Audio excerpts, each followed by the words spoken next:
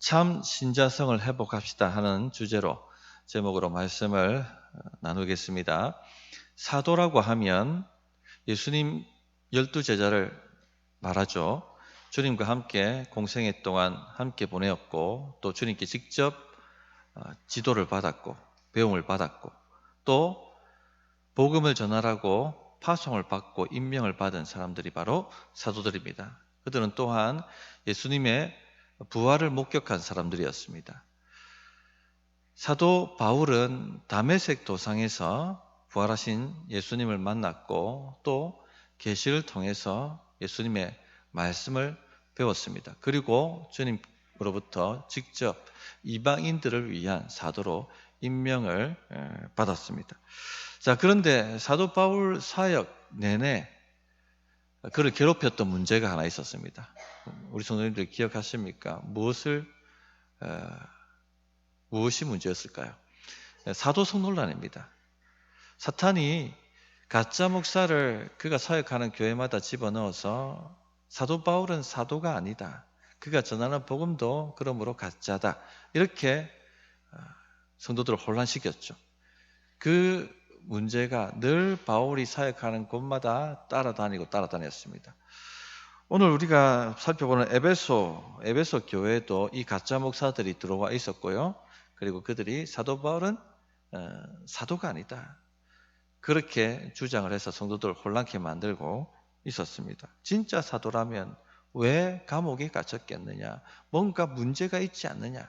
이렇게 혼란을 부추겼던 것입니다. 13절 말씀을 잠깐만 보시면 이런 말씀이 있죠. 그러므로 너희에게 구하노니 너희를 위한 나의 여러 환난에 대하여 낙심하지 말라. 이는 너희의 영광이니라. 나의 여러 환난은 옥에 갇힌 것을 말합니다. 그것 때문에 낙심하지 말라라고 이 에베소 교인들에게 권면을 하고 있지 않습니까? 그 말은 에베소 교인들이 사도 바울이 옥에 갇힌 것 때문에 낙심하고 있었다는 것이죠. 믿음의 대적이 낙심입니다. 낙심이 찾아오면 믿음이 떨어지고요. 하나님의 역사가 끊어지고 마귀한테 당하게 되어 있습니다. 사도 바울은 사도가 아니기 때문에 감옥에 갇혔다. 저 당하는 여러 환난을 보라. 하나님이 함께 하신다면 저런 환난을 당할 수가 있겠느냐. 그런 식의 거짓 목사들의 주장 때문에 이 성도들이 믿음이 흔들려서 낙심을 하고 있었던 것입니다. 그래서 사도 바울은 오늘 이 본문의 말씀을 통해서 자신의 사도성을 방어할 수밖에 없었어요. 세 가지로 방어를 합니다. 첫째가 뭐냐면 이방인들에게 복음을 전하다가 나는 감옥에 갇혔다. 이방인들에게 복음을 전하다가 감옥에 갇혔다면 누가 사도이겠느냐? 이제 이 질문을 하는 것이고요. 둘째는 나는 그리스도의 비밀, 즉 복음을 계시로 받았다. 사도들은 계시 받는 사람들이지 않습니까? 하나님의 말씀을 계시로 받는 사람들이니까 내가 사도가 아니면 누구겠느냐라는 것이고, 마지막으로는요, 표적과 기사입니다. 내 손으로 일어난 이 표적과 기사를 보라. 내가 사도가 아니면 누구겠느냐? 그 이야기를 합니다. 저는 오늘 이 말씀을 가지고 참 신자성에 대해서 말씀을 드리려고 합니다. 참 사도성이 있으면요, 참 신자성도 있습니다. 내가 진짜 신자라면 이 참 신자성이 드러나야 되는 것이죠. 첫째는 참 신자는요, 성경의 권위를 확신합니다. 참된 신자라면 사도 바울이 사도라는 그 사도의 권위를 인정하겠죠.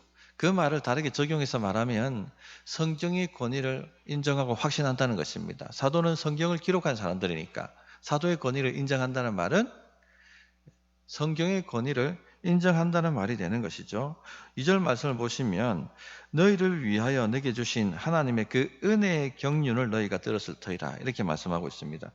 하나님의 그 은혜의 경륜은 사도직을 얘기합니다. 경륜이라고 번역한 헬라어 오이코노미아는 계획 혹은 계획의 집행 또는 지기를 말합니다. 여기서는 사도직을 말씀하고 있겠죠. 사도직이 뭐냐? 계시받는 겁니다. 3절 4절 보시면 곧 계시로 내게 비밀을 알게 하신 것은 내가 먼저 간단히 기록함과 같으니, 즉 계시를 받고 그것을 기록하는 거죠. 성경으로.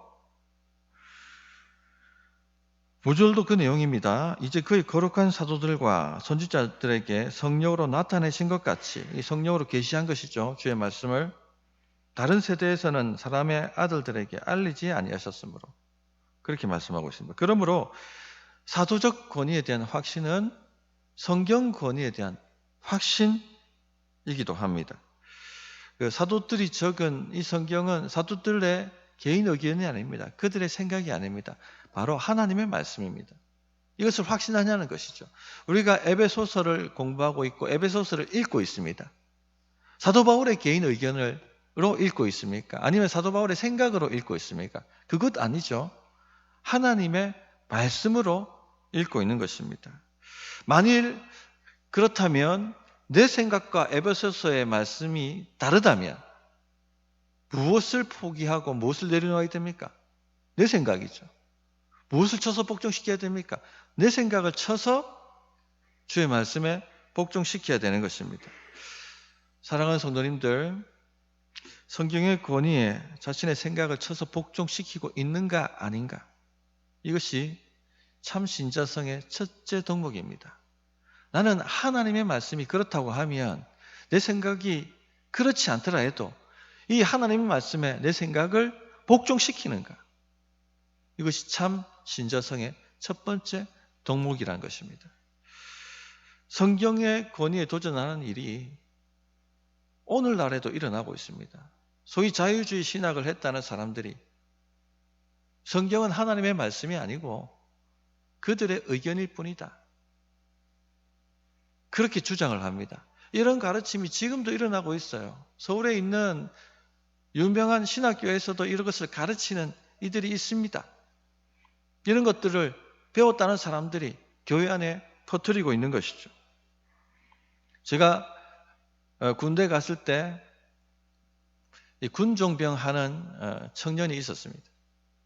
찬양 인도도 잘하고 가끔은 설교도 하고 그랬던 선배였습니다. 선임이었죠. 그런데 어느 날 그가 하는 말이 성경은 여러 성인들의 말씀과 같은 말씀이다. 그렇게 이야기를 하는 것입니다. 그때는 제가 어리고 훈련이 안 돼 있어서 그런갑다 하고 넘어갔습니다. 그리고 대학을 졸업하고 직장을 따라서 창원에 취직을 해서 갔습니다. 전에 말씀드렸습니다만 가음전 교회에 출석을 했습니다. 창원이라는 도시는 공업도시입니다. 전국 각지에서 청년들이 일하러 들어오는 곳입니다. 가음전 교회에도 전국 각지에서 수많은 청년들이 들어와서 신앙생활을 하고 있을 때였습니다. 겉으로 보기에는 신앙이 좋아 보이는 청년이었습니다. 열심히 봉사했고 열심히 예배에 참석했고 찬양 인도도 했고 리더 활동도 하고 그러니까 신앙이 좋다 싶어가지고 청년들이 청년회장에 뽑아준 겁니다. 그런데 그 청년이 기도 인도를 하면서 성경을 읽으십시오. 성경은 좋은 말씀입니다. 공자의 말씀도 좋고 석가모니의 말씀도 좋고 예수님의 말씀도 좋은 것입니다. 그렇게 이야기를 하는 것입니다. 깜짝 놀랐습니다. 그러니까 그때는 좀 훈련이 되어 있어가지고 끝마치고 난 다음에 그게 무슨 소리냐. 예수님이 석가모니나 공자와 같은 성인의 급이냐. 그는 하나님의 아들 하나님이시다. 그러므로 그분의 말씀은 하나님의 말씀이지 성인의 말씀이 아니지 않느냐. 권위 자체가 다른 것이다. 그렇게 반박을 해드렸습니다. 제가 목사가 되었어요. 청년들을 양육할 때 일입니다. 똑같은 일이 또 벌어졌어요. 갈라디아서 말씀을 가지고 이신치이의 복음을 아이들에게 양육할 때였습니다. 서울에서 내려온 똑똑한 청년이었습니다. 울산에 이 공기업에 취직해 있는 청년이었는데 그가 하는 말이 목사님 그런데 저는 제 생각은 다른데요. 그렇게 말을 하는 것입니다. 너무 충격을 받았습니다. 성경의 권위가 흔들리고 있구나. 단지 사도 바울 개인의 의견이라고 생각하는구나. 그러니까 내 생각과 다른데요 라고 말하는구나. 그런 충격을 받았습니다.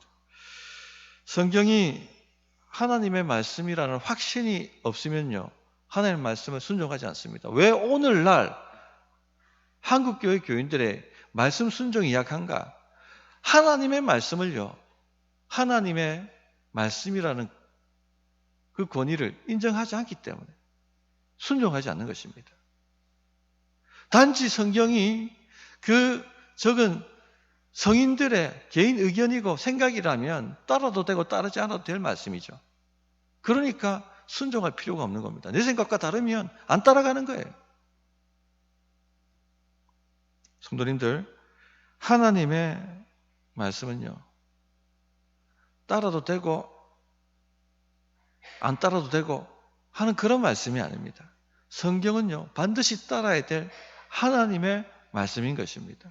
내 생각과 다르면 내 생각을 쳐서 복종시켜야 될 말씀인 것이죠. 만일 이 성경의 권위가 무너지면요, 사사기 시대로 들어갑니다. 자기 속인에 옳은 대로 살아갑니다. 벌써 그런 증상들이 나타나고 있는 것입니다. 그러므로 어느 때보다 이 성경의 권위에 대한 확신을 가지고 사셔야 되겠습니다. 두 번째는요, 참 신자는 복음을 굳게 붙듭니다. 자, 사도 바울은요, 자신이 사도라는 것을 방어하기 위해서 그리스도의 비밀을 계시받았다라고 얘기를 하고 있습니다. 이 그리스도의 비밀은요, 십자가 복음을 얘기합니다. 3절, 4절 보시면, 다시 한번 보시면 그 말이 나오죠. 곧 계시로 내게 비밀을 알게 하신 것은 내가 먼저 간단히 기록한 것 같으니 그것을 읽으면 내가 그리스도의 비밀을 깨달은 것을 너희가 알 수 있으리라. 바울이 계시받은 복음이 무엇입니까? 내가 간단히 기록했다라고 되어 있습니다. 그 간단히 기록한 게 뭡니까? 에베소서 1장 2장을 얘기하는 거예요. 그것을 읽으면 내가 받은 복음이 뭔지 알 것이다 얘기를 합니다. 그러면서 6절에는 그것을 더 축약해서 한 구절로 요약을 하죠. 이는 이방인들이 복음으로 말미암아 그리스도 예수 안에서 함께 상속자가 되고 함께 지체가 되고 함께 약속에 참여하는 자가 됨이라. 이방인도 예수 믿어서 구원받고 하나님의 자녀가 된다는 것입니다. 함께 약속에 참여한 자가 되고 함께 하나님 나라 상속자가 된다 하는 내용입니다. 여러분은 예수 그리스도를 믿음으로 구원을 받고 하나님의 자녀가 되었습니다. 유대인들과 동일한, 유대인 성도들과 동일한 하나님 나라 시민이며 그 언약의 백성이고 그 언약에 참여한 자들이고, 여러분의 영적 주소는 하나님 보좌 우편이며 여러분의 기도는 땅에 떨어지지 않고 하나님께 들려지고, 그 기도가 둘째 하늘을 뚫고 이 첫째 하늘에 역사하고 있습니다. 여러분 안에 부활의 능력이 역사하고 있습니다. 마귀가 울며 떠는 그 능력이 역사하고 있습니다. 그 내용이죠. 그것을 확신하고 붙들고 믿고 있느냐 하는 것입니다. 그래서 참 신자의 두 번째 덕목은요, 이 복음의 비밀을 확신하느냐는 것입니다. 사도 바울을 인정한다면 그가 받은 복음의 비밀도 확신하고 인정한다는 것이죠. 그래서 참 신자의 두 번째 덕목이요, 나는 복음을 확실히 붙들고 있는가, 확신하는가 하는 것입니다. 복음은요, 테스트 당합니다. 마귀는 가만두지 않습니다. 우리가 가지고 있는 복음을 믿지 못하도록, 붙잡지 못하도록 다양한 방법으로 공격하고 흔들어 놓습니다. 우리가 싸우는 싸움은요, 영적인 것이에요. 복음을 붙드느냐, 믿느냐, 안 믿느냐 하는 것입니다. 어떻습니까, 성도님들? 복음을 붙들고 계십니까? 나는 더러워, 나는 영적으로 더럽고 나는 이 수준밖에 살아갈 수가 없어 라고 말한다면요, 그렇게 살 수밖에 없어요. 나는 영적 삼주신자야, 연약해. 그렇게 생각한다면 그런 수준밖에 살 수가 없습니다. 마귀가 왜 사도 바울을 흔듭니까? 왜 그의 사도성을 공격합니까? 그가 전하는 복음을 흔들기 위해서 그렇게 하는 것이죠. 귀신한테 고통당하던, 공격당하던 한 청년이 있었습니다. 상태가 안 좋으면 늘 전화가 와서요, 목사님 도와주세요, 목사님 기도해 주세요. 상태가 좋으면은 그냥 또 살고, 또 상태가 안 좋아지면 목사님 도와주세요, 자매가 기도해야 되지. 그러면 또 기도하는데 확신의 기도가 아니에요. 하나님 도와주세요, 도와주세요. 두려워요, 무서워요, 도와주세요. 그렇게 기도하는 것입니다. 제가 그래서 자매한테 자매 도와주세요, 도와주세요 한다고 문제가 해결되는 것이 아니라 믿어야 해결되는 것이야. 예수의 피 때문에 자매의 모든 죄가, 더러운 죄가 씻겨졌고 동이 서에 머문 것처럼 죄가 옮겨졌다는 걸 믿어야 하고, 자매가 하나님의 거룩한 자녀가 되었다는 것을 믿어야 하고, 자매의 영적 현주소는 하나님 보좌 우편이라는 것을 믿어야 하고, 자매는 오히려 마귀를 대적하고 제어할 권능과 권세를 가졌다는 것을 믿어야 해결된단 말이야. 그렇게 고면을 했습니다. 성도님들, 도와주세요, 도와주세요 해가지고 해결되는 거 본 적이 없습니다. 믿음으로 복음을 확신할 때 해결됩니다. 왜냐? 복음은 모든 믿는 자에게 구원을 주는 하나님의 능력이기 때문에 그래요. 출애굽했던 성도들이 가나안 땅을 어떻게 정복했습니까? 도와주세요, 도와주세요. 이렇게가 정복했습니까? 모세 보고 기도해 주세요, 기도해 주세요. 이렇게 해가지고 정복됐습니까?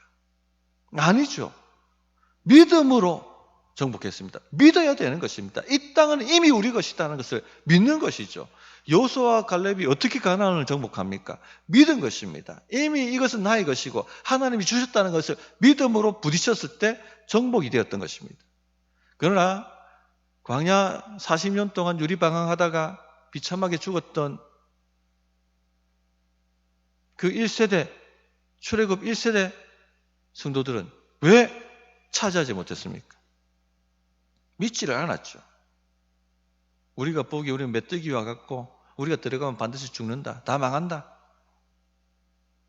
이 차이입니다. 이 차이. 마귀가 지금 원하는 것은요, 우리가 복음을 확신하지 못하게 만드는 것입니다. 복음을 주장하지 못하게 만드는 것이죠. 복음의 내용이 단지 사도 바울의 생각이라고 한다면요, 확신하지 못합니다. 흔들립니다. 집요하게 이 부분을 마귀는 공격할 것입니다. 성도님들, 복음의 말씀을 확신하십시오. 우리가 배운 말씀에 거해야 합니다. 더 새로운 말씀이 아니라 지금 내가 배운 이 말씀을 확실하게 강력하게 어떤 방해가 오고 어떤 상황과 환경 속에서라도 붙들고 있어야 한다는 것입니다. 나는 믿습니다. 나는 하나님 보좌 우편에 지금 앉아있고 나의 기도는 결코 땅에 떨어지지 않으며 하나님의 능력이 내 안에 역사하고 있음을 나는 믿습니다. 사망아 오라, 사탄아 오라, 문제야 오라, 이런 담대한 믿음으로, 확신으로 승리하는 것입니다. 이런 확신이 있느냐가 참신자의 두 번째 덕목이라 할 수 있겠습니다. 셋째, 참신자는요, 복음을 위해서 대가 지불하는 겁니다. 1절 말씀 보시면 이러므로 그리스도 예수의 일로 너희 이방인을 위하여 갇힌 자 된 나 바울이 말하거니와, 사도 바울은 나는 대가를 지불했다라고 얘기하고 있습니다. 나는 이방인들에게 복음을 전하다가 지금 감옥에 가 있는 것이다. 이 이야기를 하고 있죠. 사도행전을 보면 사도 바울이 어떻게 로마 감옥에 갇혔는가 하는 것을 기록하고 있습니다. 이방인들도 율법을 통해서가 아니라 믿음으로 구원받는다 하는 이신칭의의 복음을 전하니까 이제 이방인들이 많이 들어왔어요, 교회로. 그러니까 사탄이 시기가 나서 견딜 수가 없었습니다. 아까 얘기했던 것처럼 가짜 목사를 집어넣어서 아니다, 예수를 믿음으로 구원받는 게 아니라 할례를 행해야 된다, 할례를 행해서 유대인으로 개종되고 그 다음에 예수를 믿어야지 구원을 받는다 하는 할례 칭의를 가르치기 시작한 것입니다. 그러나 사도 바울은요, 결코 타협하지 않았죠. 할례가 무슨 말이냐? 오직 예수를 믿음으로 구원을 받는 것이다. 그 복음을 타협하지 않고 전했습니다. 그러니까 유대 근본주의자들이 벌떼처럼 일어나서 그가 다니는 곳마다 그를 죽이려고 하고 핍박하고 감옥에 집어넣고 또 성도들과 이간질시키고 그런 회방을 놓았습니다. 얼마나 힘들었겠습니까? 사탄이 와서 타협해라, 왜 그렇게 어렵게 사역하려고 하느냐, 그냥 편안하게 사역하면 좋지 않느냐, 유혹했을 것입니다. 그러나 결코 타협하지 않았죠. 그것 때문에 로마 감옥에 간 것입니다. 즉 복음 때문에 대가를 지불했던 것입니다. 복음의 말씀으로 인한 핍박이나 대가 지불을 각오해야 합니다. 참 신자라면요, 말씀으로 일어나는 핍박과 대가 지불에 대해서 기쁘게 감당할 수 있어야 한다는 것입니다. 바울이 지금 나는 이 신칭이 복음 때문에 감옥에 갇혔다. 그것을 다시 상기시키는 목적이 무엇입니까? 그러므로 너희도 복음에 굳게 서서 복음이 주는 대가 지불, 핍박 감당해내라. 그렇게 말씀하고 있는 것입니다. 디모데후서 1장 8절에 보면 그러므로 너는 내가 우리 주를 증언함과 또는 주를 위하여 갇힌 자 된 나를 부끄러워하지 말고 오직 하나님의 능력을 따라 복음과 함께 고난을 받으라. 그렇게 권면하고 있습니다. 성도님들, 말씀 순종 때문에 대가 지불이 필요하다면요, 할 수 있어야 됩니다. 참 신자라면요, 피하지 말아야 됩니다. 씨 뿌리는 비유에 돌밭 비유가 나오지 않습니까? 돌밭에 뿌려졌다는 것은 말씀을 듣고 즉시 기쁨으로 밭에 그 속에 뿌리가 없어 잠시 견디다가 말씀으로 말미암아 환난이나 박해가 일어날 때 곧 넘어지는 자요. 참 신자는 돌밭밭이 아니겠죠. 견디는 자입니다. 대가 지불하는 자입니다. 나는 지금 대가 지불하고 있는지 한번 점검을 해보시고, 마지막 네 번째, 참 신자는요, 능력이 나타나야 합니다. 7절 말씀 보십시오. 이 복음을 위하여 그의 능력이 역사하시는 대로 내게 주신 하나님의 은혜의 선물을 따라 내가 일꾼이 되었노라. 여기서 말하는 능력은 사도적 능력을 얘기하죠. 표적과 기사입니다. 병을 고치고 귀신을 쫓아내는 능력입니다. 실제로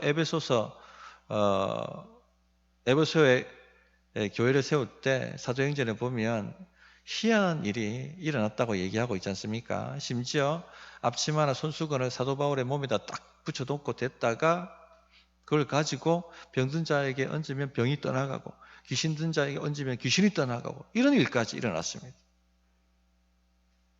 이런 능력은 사도적 능력이에요. 내가 사도가 아니라면 왜 이런 능력이 나타나겠느냐? 바울이 그 말을 하고 있는 것이죠. 성도님들, 그러나 우리는 사도가 아닙니다. 이런 능력이 우리에게 나타나지 않습니다. 그렇다면 참 신자에게는 아무 능력이 없느냐? 아니죠. 우리에게도 능력이 있다라고 말씀하세요. 사도행전 1장 8절에 보면 오직 성령이 너희에게 임하시면 너희가 권능을 받고 예루살렘과 온 유대와 사마리아와 땅끝까지 이르러 내 증인이 되리라 말씀하셨습니다. 자, 우리 모두 성령으로 거듭난 사람입니다. 우리 안에 성령이 거하십니다. 그렇다면 너희가 권능을 받고라고 말씀하셨어요. 무슨 권능입니까? 그리스도를 증거할 권능입니다. 하나님이 살아계신 것과 우리가 믿는 복음이 참되다는 그것을 증거할 능력이 모든 성도들 안에 역사하고 나타난다는 것입니다. 바로 기도응답의 능력이에요. 표적과 기사죠. 성도님들, 우리의 영적 현주소가 하나님 보좌 우편이라는 것을 믿으십니까? 우리가 드리는 기도는 결코 땅에 떨어지지 않습니다. 하나님께서 들으십니다. 하나님이 들으신다면요, 응답이 있는 거예요. 그러므로 담대하게 복음을 전하십시오. 주변에 믿지 않는 사람 염려와 걱정거리가 많습니다. 그런 분들에게 담대하게 말씀하세요. 하나님을 믿으십시오. 그러면 당신 염려하고 걱정하는 것이 해결됩니다. 기도하면 하나님이 응답하십니다. 그러면서 기도를 해보세요. 하나님이 진짜 응답하신다는 것을 경험하게 될 것이고 체험하게 될 것입니다. 그것이 표적과 기사가 아니고 무엇이겠습니까? 이런 능력이 성도들 안에 있다는 것이죠. 우리 하나님은요, 성경 안에 갇혀 계신 하나님이 아니세요. 교리 속에나 역사하는 하나님이 아니십니다. 살아계시며 우리 안에 거하시고 우리 주변에 거하시면서 응답하시고 역사하시는 분이 바로 하나님이십니다. 범사의 주를 인정하고 기도해 보시기 바랍니다. 자꾸 자기 힘으로 살아내려고 하지 마시고 하나님께 좀 맡겨보시고 기도를 해보십시오. 오늘 우리 성도들의 문제가 뭐냐면요, 기도가 부재하다는 것입니다. 기도를 하지 않습니다. 왜 기도하지 않을까요? 기도가 없어도 살만하니까, 사라지니까. 그게 문제죠. 그러니까 능력도 없는 겁니다. 6.25 전쟁 후에 완전히 온 나라가 폐어더미가 되었을 때는요, 기도 없이는 살 수 없었습니다. 그러니까 눈물 흘리고 기도하는 거죠. 소나무 뿌리 붙들고 막 흔들며 하나님 살려달라고 간구할 수밖에 없었습니다.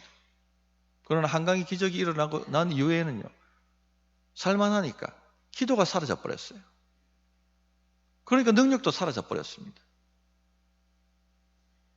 이게 지금 한국교회에 일어나는 현실이고 문제입니다.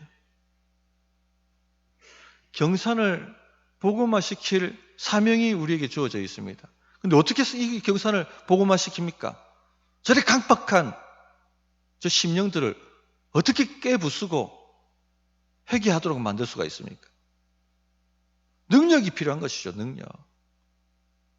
권능의 능력이 역사해야지만이 저 강박한 심령, 목이 곧은 심령들이 회개하고 주님 앞에 나올 수 있게 되는 것입니다. 그런데요, 성도들이 기도의 능력을 확신하지 않는데 무슨 역사가 나타나겠습니까? 마귀의 권세를 깨뜨릴 강력한 기도의 불이 교회마다 일어나야 합니다. 하나님이 살아계시고 응답하시고 역사하신다는 것을 우리가 확신하고 맛을 보아야 되는 것입니다. 마가복음 11장 23절부터 24절에 엄청난 능력의 말씀이 기록되어 있죠. 내가 진실로 너희에게 이르노니 누구든지 이 산더러 들리어 바다에 던져지라 하며 그 말하는 것이 이루어질 줄 믿고 마음에 의심하지 아니하면 그대로 되리라. 그러므로 내가 너희에게 말하노니 무엇이든지 기도하고 구하는 것은 받은 줄로 믿으라. 그리하면 너희에게 그대로 되리라. 성도님들, 이 능력의 말씀을 믿으십니까? 산 같은 문제라고 할지라도 기도하면 들으시고 해결해 주시겠다고 말씀을 하셨습니다. 이게 표적과 기사입니다. 참 신자라면요, 이 능력이 나타날 수밖에 없어요. 말씀을 정리하도록 하겠습니다. 오늘 참 신자성에 대한 말씀을 나누었습니다. 나는 정말 참 신자가 맞는가? 첫째, 참 신자는요, 성경의 권위를 확신합니다. 하나님 말씀과 내 생각이 다르면요, 내 생각을 쳐서 복종시킬 수 있어야 됩니다. 둘째, 참 신자는요, 복음의 말씀을 굳게 붙듭니다. 내가 거듭난 하나님의 자녀이고 나의 영적 현주소가 하나님 보좌 우편이며 내 안에 부활의 능력이 역사하신다는 것을 믿고 흔들리지 않는 것입니다. 셋째는요, 참 신자는 복음을 위한 대가를 지불합니다. 말씀 때문에 오는 핍박과 믿음 때문에 오는 핍박을 감당해낼 수 있어야 됩니다. 넷째, 참 신자는요, 능력이 나타나야 합니다. 여기 계신 모든 분들은요, 참 신자입니다. 혹시 이 참 신자성이 희미해졌다면요, 다시 확실히 만들어야 되겠죠. 혹은 잃어버린 것이 있다면 다시 찾아야 되겠죠. 그런 회복의 결단, 회복의 역사가 일어나기를 바랍니다. 1분간 기도하겠습니다.